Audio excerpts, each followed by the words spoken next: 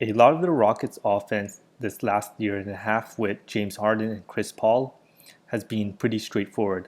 Lots of pick and rolls and isolations to attack specific matchups.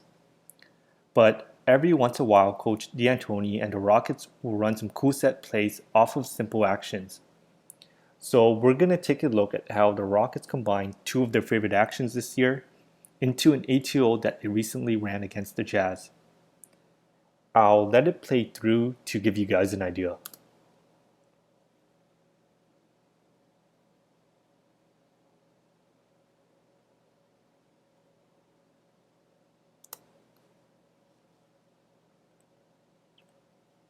The Rockets ran this delay action out of the timeout, and this delay action has been one of their frequently ran set this year, where the corner man will come up high and look to curl into a pin down for either Harden or Paul.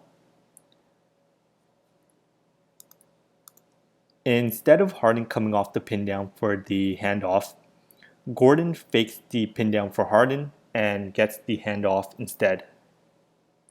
So you see Gordon fakes the pin down and gets the handoff. With the Jazz blitzing Gordon, the Rockets create a 4-on-3 with Ingles having to rotate into the paint to stop Fareed on his roll.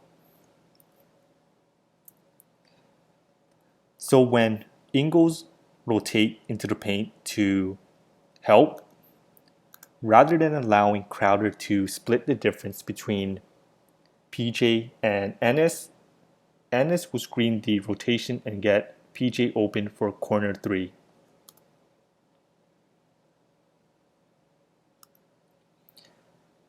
This specific action of screening for PJ is actually one of the Rockets' favorite set to start games or out of timeouts to get a corner 3, which we'll look at next in a couple of seconds.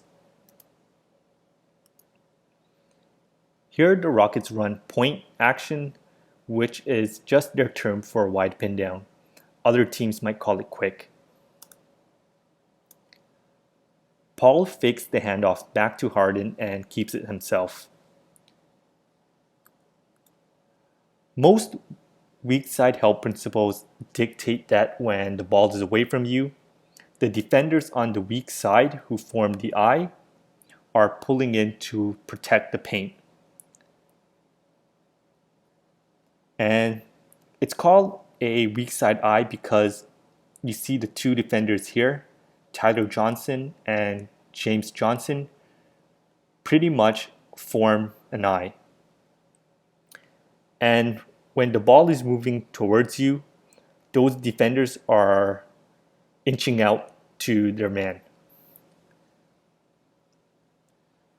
So the Rockets take advantage of this where the player on the wing will screen PJ's man, preventing him from closing out.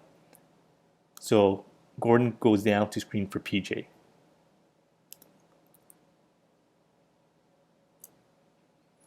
And the closeout from Tyler Johnson here is more difficult because of the angle he has to take, and this oftentimes gets PJ open for the corner 3.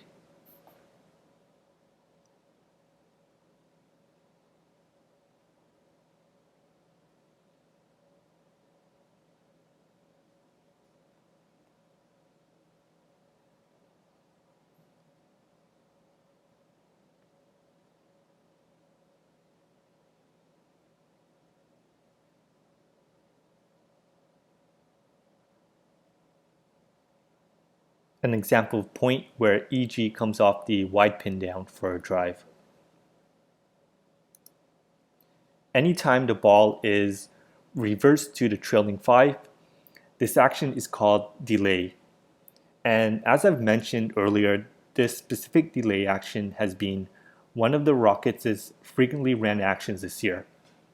So as you see, PJ comes up high from the corner, and rather than faking like Gordon did that we saw in the first clip, he screens down for EG to get him open for the handoff.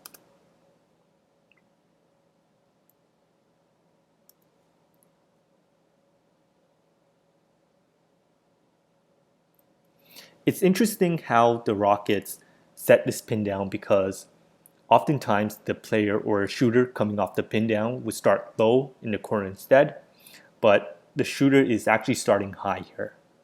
And this action is very similar to their Nash action, but it's just a different way that they get into it rather than out of 21.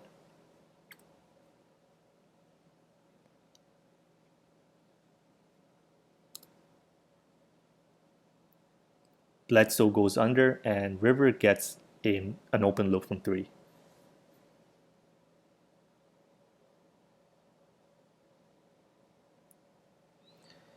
The Rockets get a 3 out of the shake action against the Grizzlies' drop coverage. So Paul gets downhill, and with Conley trailing him behind, Gasol has to stay with the ball until the on-ball defender can recover, and Jermichael Green has to sink down to tag Capella on his roll. Ideally, the purpose of the drop coverage is to keep the 2 defenders in the pick and roll 2-on-2. But because Paul is able to get downhill so quickly to the middle, the Grizzlies have to overhelp, and this leaves PJ open for the 3.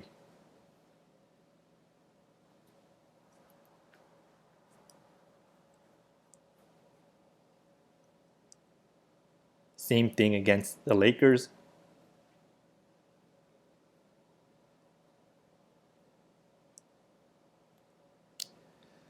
In the previous few clips, we saw the trailer initiating the action to the weak side. The beauty of delay and having a 5 that can handle a bit and make decisions is that the action could come from either side of the floor, making it hard for the defense to anticipate. These next few clips will see the Rockets going towards the strong side for the ball handler who made the initial swing pass. So here, the Rockets get it back to Paul, letting him go middle with his strong right hand off the pin down from Eric Gordon. Wizards blitz Paul, and Beal doesn't really want to leave Eric Gordon because he doesn't really want to give up the 3, and this allows Capella to roll to the rim for the dunk.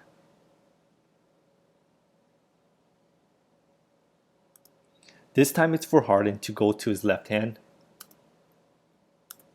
Late switch between Paul George and Steven Adams, and Adams doesn't get out high enough to contest Harden.